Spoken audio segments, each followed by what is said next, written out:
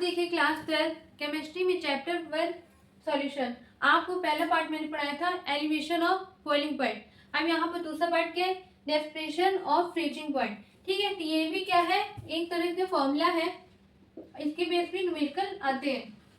ठीक है, दो फॉर्मूले हैं, एक एलिवेशन ऑफ बॉइलिंग पॉइंट, दूसरा डेस्परेशन ऑफ फ्रीजिंग पॉइंट। तो ये भी बिल्कुल वैसे ही जैसे एलिवेशन ऑफ बॉइलिंग पॉइंट में मेथड से हमने फॉर्मूला निकाला था, वैसे ही यहाँ पर भी डेस्परेशन ऑफ फ्रीजिंग पॉइंट के निकालेंगे। ठीक है, तो चलिए सबसे पहले इसको अच्छे से सॉल्व करते हैं। यहाँ पर आपको पहले मैं फॉर्मूला बता दूं, आपको इतना याद रखना है, T F delta D F equal to T F minus T F naught. ठीक है, और इसका नेम आपको सबका पता होना चाहिए। क्यों? क्योंकि अगर क्वेश्चन आ गया, मान लीजिए क्वेश्चन पेपर में दे दिया कि अगर आप इवन ही नहीं पता कर पाएंगे हमको क्या क्या दे रखा है, जैसे अगर आपसे बोल दिया जाए यहाँ पर freezing point of pure solvent इतना दे रखा है, अगर आप क्वेश्चन करेंगे तो उसमें गिवन अगर पूछा जाएगा क्या गिवन है तो आप कैसे पता कर पाएंगे? तभी तो अगर आपको पता करने के लिए ये सब नाम पता होना चाहिए। तो चलिए इसके पहले हम नाम जानते हैं। इसको हम बोलते हैं डेल्टा टी एफ को बोलते हैं डेस्परेशन ऑफ फ्रीजिंग पॉइंट। ठीक है, अब इसके बाद यहाँ पर टी एफ क्या है, टी एफ है freezing point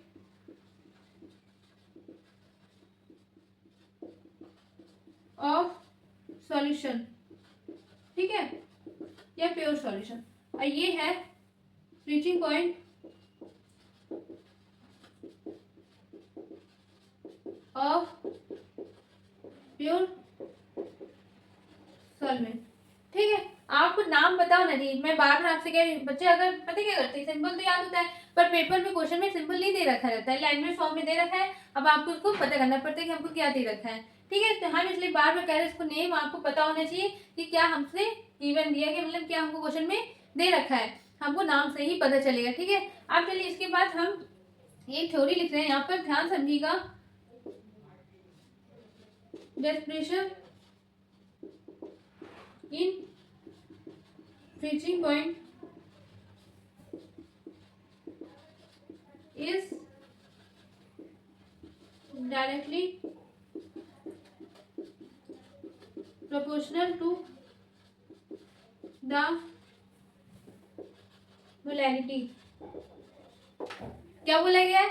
desperation in freezing point is directly proportional to the molality. अब मोलैलिटी आपने लोगों ने फॉर्मूला पढ़ा है, एलिवेशन ऑफ बॉइलिंग पॉइंट में भी हमने ये लिखा था, बस क्या था, डेस्परेशन इन फ्रीजिंग पॉइंट के मतलब में क्या था, एलिवेशन इन बॉइलिंग पॉइंट। ठीक है, अब यहाँ पर molality is directly proportional to square. ठीक है, तो चलिए इसको कैसे लिखेंगे, सिंपल आपको पता है, delta T F is directly proportional to M. अब यहाँ पर हम इज डायरेक्टली प्रोपोर्शनल टू हटाएंगे तो क्या आ जाएगा, कांस्टेंट टर्म आ जाएगा। तो कांस्टेंट टर्म क्या आएगा, के F.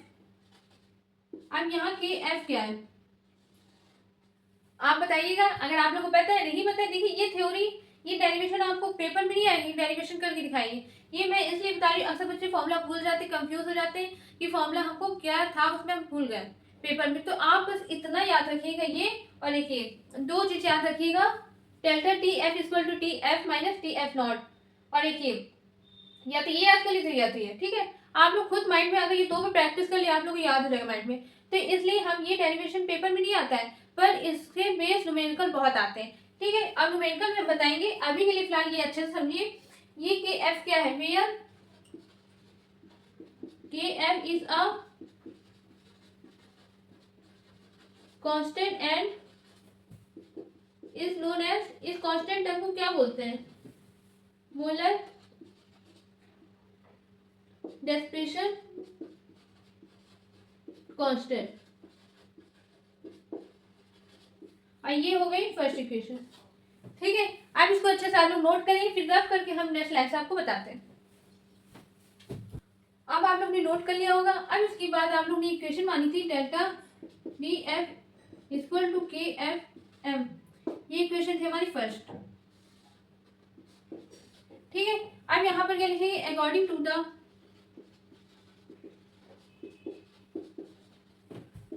Formula of molality. Molality का फॉर्मूला आप लोग अच्छे से याद होगा, N equal to N upon capital W kilogram में। एक ये फॉर्मूला होता है,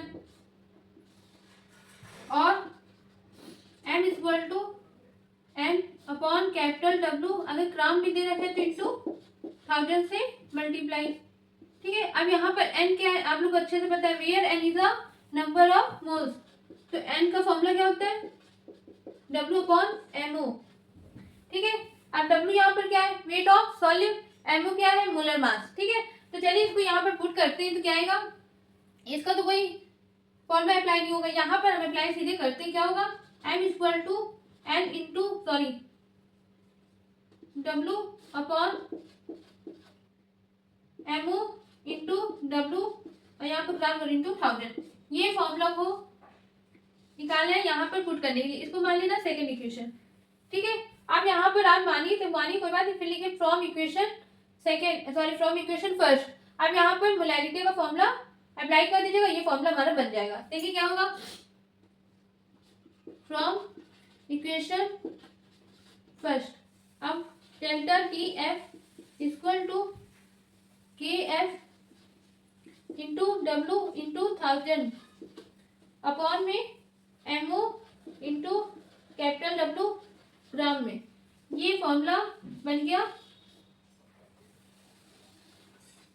देखिए अगर आपको एक फॉर्मूला, मान लीजिए बच्चे क्या करते हैं, अगर एक याद है तो आप देखिए एलिवेशन ऑफ बॉइलिंग पॉइंट में भी ऐसा ही था, डेल्टा TP, और यहाँ पर KP था, बस ये दोनों चेंज हुए, बाकी फॉर्मूला सेम है।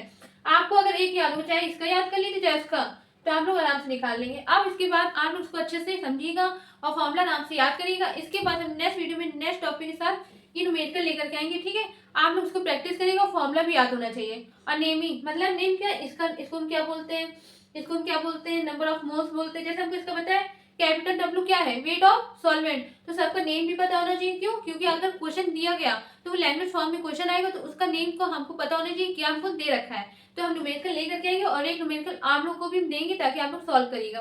आप इसको अच्छे से आप लोग प्रैक्टिस करिए। अब हम मिलते हैं अगले नेक्स्ट टॉपिक में नेक्स्ट वीडियो के साथ। Thank you.